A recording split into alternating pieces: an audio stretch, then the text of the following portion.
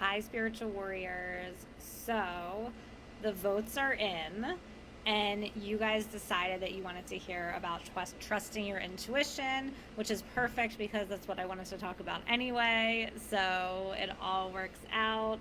It's all divinely guided. So, super excited to be back with you guys today. Yeah, and talking about this topic that is really so important right now.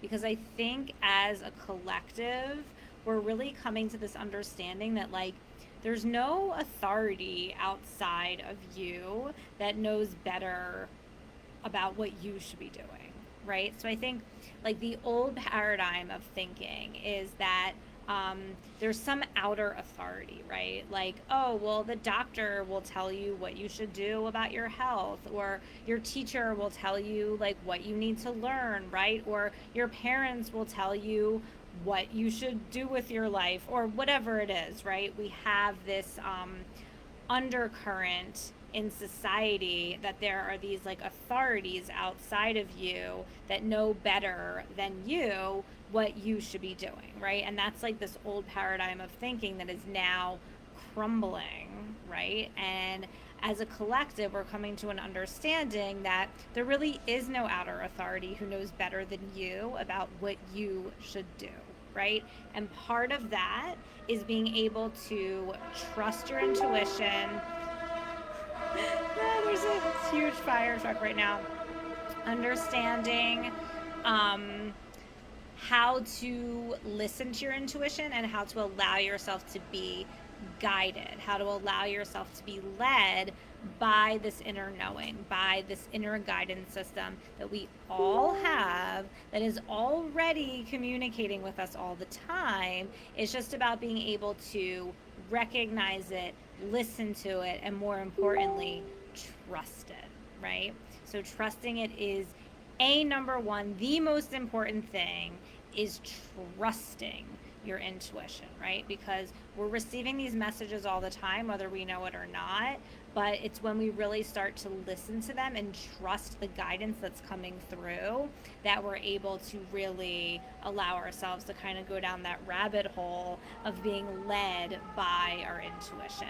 So, the question that I get asked all the time, right, is what is the difference between your intuition and a thought? Right? And sometimes it's hard to tell because sometimes your intuition may come in as a thought, right? It may seem like the same thing as a thought.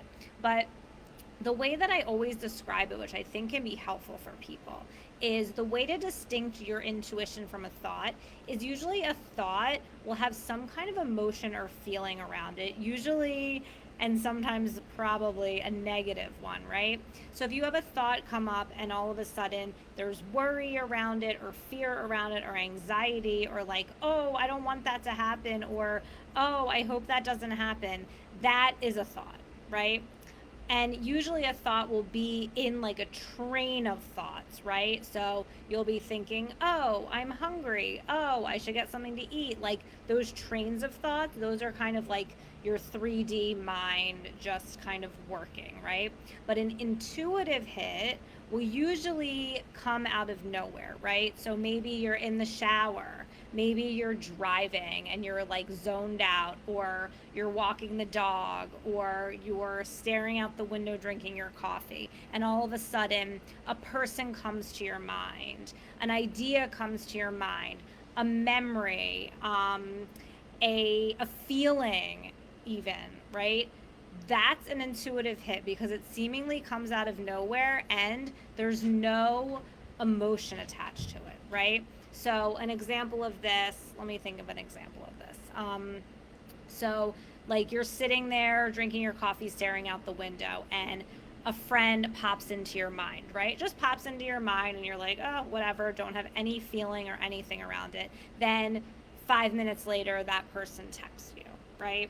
So that would be an example, and I'm sure everyone's experienced that because you're all intuitive, you all have these gifts, it's just about listening to it. So that would be an example of your intuition versus a thought, okay? So let me know if this makes sense. Also, if you're watching this live, let me know, and if you're watching the replay, let me know that too, and let me know your thoughts around this, and if I can clarify anything more or if this makes sense, okay?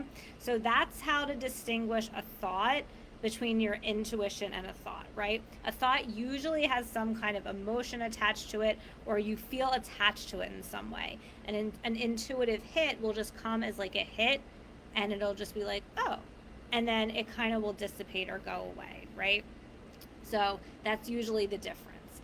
But allowing yourself to trust those things when they come through, and don't just dismiss it as like, oh, whatever, that was random.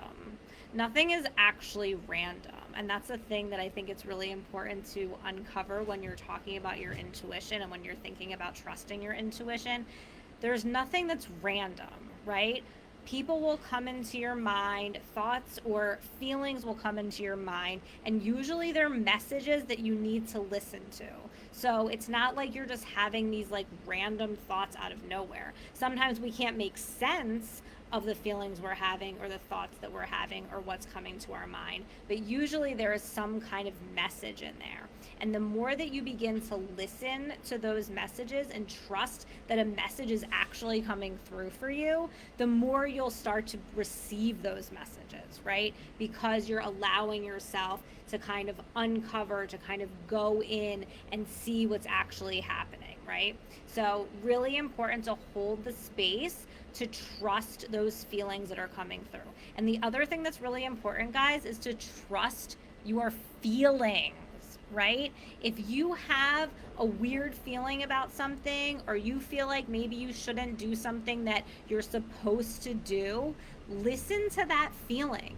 Explore that feeling. Say, what is this? Why am I feeling like I shouldn't do this? And you may not know, but it's really important to honor that and trust it. And when you continue to honor and trust the feelings that are coming through, then more and more you will get those messages because you are trusting them and you're honoring them. And what you're doing when you honor and trust your feelings is you're creating a sacred space for your soul. You're creating a sacred space for your soul to communicate to you. Okay? So when you dismiss those feelings and say like, oh, that doesn't mean anything, I'm just going to go ahead and do this thing because that's what I said I was going to do, or that's what people think I should do, when really you have a feeling deep inside that it's not right. But instead of listening to that feeling deep inside because it's not logical or it's not what you're supposed to do, you ignore it, and then something bad may happen, or it may not feel good to do this thing, and it may not be in your highest good, right? So we don't always know why we have certain feelings or why we have intuitive hits, but if we listen to them and allow ourselves to kind of go down that rabbit hole, like following the breadcrumbs almost, it always makes sense in the end, right? Like sometimes you might have a hit like, oh, I should call this person, or oh, I should go to this place. And it might seem random and you don't know why you're doing it. But then as you follow the breadcrumbs and go down the rabbit hole, you realize, oh, it was because I got introduced to this person who ended up being my partner. Or, oh, it was because I got introduced to this person who ended up hiring me for a new job, or whatever it is. These are the kind of things that are so important to listen to and honor your feelings and create that sacred space for yourself. So speaking of creating sacred space, and of course, I'm always going to tie this back to breath work, because to me, this is the most efficient way to transform, to let go of the past, and to reach that next level of ascension that I know we're all wanting, whether it's in career, money, relationships, whatever it is. In order to create that sacred space for yourself to honor and listen to your intuition, breath work is probably the easiest way to create that space. Also, meditation is really great too. Oh, Debbie says, this just happened to me this afternoon. I called a friend that randomly came into my mind and found out she's going into labor right now. Oh my God, yes, that's exactly what I'm talking about. That's your intuition, right? And we all have that. It happens to everyone. It's just that we're kind of taught like not to trust that. And that is actually what's guiding us, right? So important. Great example. Um, that's so funny. So, anyway, so just to go back to talking about creating the sacred space to listen to your intuition and start to receive these messages more and more. Um, so, utilizing breathwork as a tool to gain access to the messages from your intuition, it really is such a valuable tool in being able to create the space to listen to these messages, right? Because what you're doing when you utilize the practice of breathwork, you're forcing yourself to be in the present moment, right? And when you think about it, you can't take a breath in the past and you can't take a breath in the future, okay? When you are consciously focusing on your breathing, you're forcing yourself to be in the present moment. And the present moment is where your intuition exists, right? Your intuition, your guidance system doesn't exist in the past or in the future. You will receive those messages when you are in the present moment. So as you are breathing and you are in the present moment, you begin to receive messages from your higher self, from your intuition about what is next for you, about what you should be focusing on, about what your soul's purpose is, about what it really feels like to be the most aligned version of yourself, right? All of these things come through as you're breathing and you're allowing yourself to just be in the present moment, not being wrapped up in what happened in the past, not worrying about the future, but allowing yourself to be fully present in the here and now to be able to receive those messages. So that's the first part, is creating that sacred space where you're going to receive the messages, which breathwork is probably the most efficient way to do that. And then once you receive those messages, allowing yourself to trust them, right? And that's the most important thing. To me, for me, the way that I was able to allow my abilities to really shine and come online is when I started to trust them. So important to trust the feelings that you're getting. Trust those little hits that you get, because those are all messages. Just like your feelings and emotions are messages, right? They're telling you that something isn't right for you, that you shouldn't be doing something, or that you should be doing something. Or they're communicating to you that there is something unresolved from the past that you need to deal with, right? Our emotions are messengers from our soul telling us what we need to do next, right? Part of listening to your intuition. So important, okay?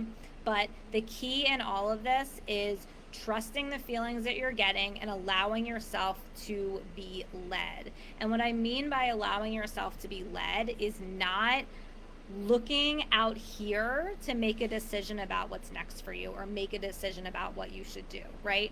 And when it comes to bigger decisions in life, we had to have a tendency as people to like ask everyone and their mom, everyone that we know, what we should do, what their opinion is, and usually we end up being more confused than we were when we started out.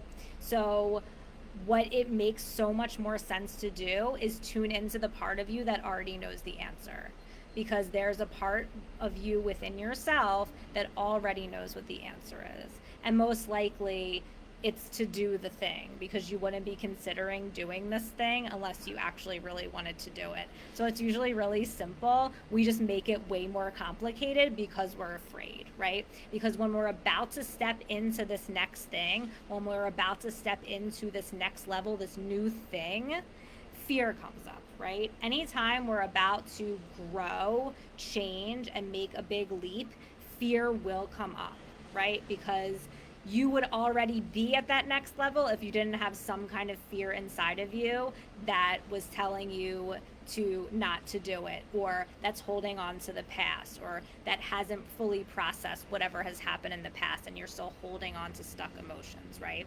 And that's where the breath work comes in, because not only does it force you to be in the present moment, but when you start to utilize breath work, you start to move energy in the body.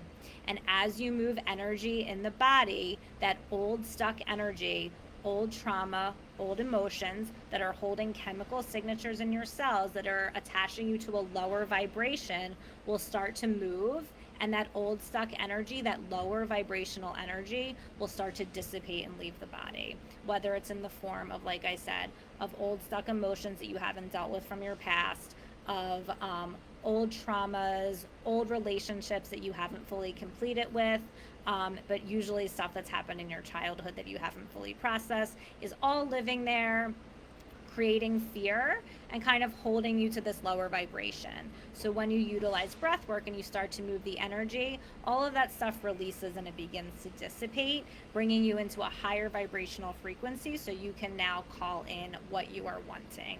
Whether, like I said, it's the relationship, career, or more money, whatever it is, right? And the way that you get to those next steps is by utilizing the power of your intuition and trusting it and allowing yourself to be led to what the next thing is for you. And when I say allow yourself to be led, trust the things that you're drawn to, right? If you are drawn to a person, if you are drawn to a certain healing modality, if you're drawn to a certain school of thought, right? Whether it's like yoga or Reiki or emotional polarity technique, whatever it is, there's so many things out there, which is amazing because everyone kind of resonates with different things, right? And everyone is naturally drawn towards different things that are going to help them heal in the best way possible, that resonate with them. So trust the things that you're being drawn to. Trust the things that resonate with you. There's a reason why it resonates with you. Like, especially right now, if what I'm saying resonates with you, there's a reason.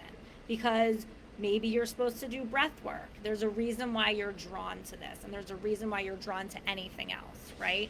That is your soul, your intuition, communicating with you about what you should do next, about how to keep moving forward. You're always receiving that guidance. You're always receiving those messages. It's just about listening to them. Allow yourself to be led and trust what you are drawn to.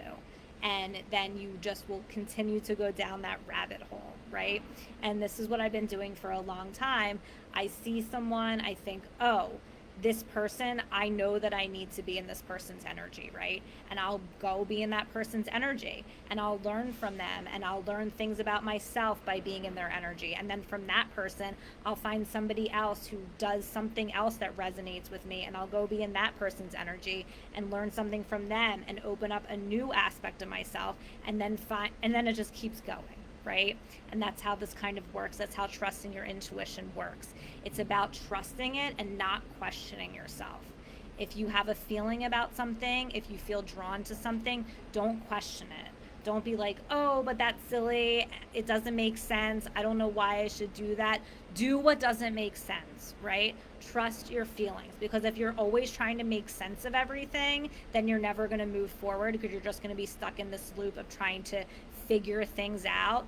And a lot of things, especially when it comes to ascension and moving to the next level, you can't figure it out. It doesn't always make sense, because it's about a higher vibrational frequency. It's not always something that can be explained in logical thinking in this 3D reality, right?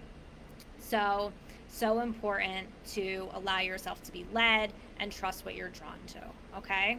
So let me know if there's any questions about this. If you guys have any comments or experiences like Debbie, let me know. If you're just hopping on now, definitely go back and watch this from the beginning, because I talked so much about just how to trust your intuition more, how to tune into those messages, and also how to utilize breath work to create a sacred space where you can really tune in to the messages from your intuition and allow yourself to be led.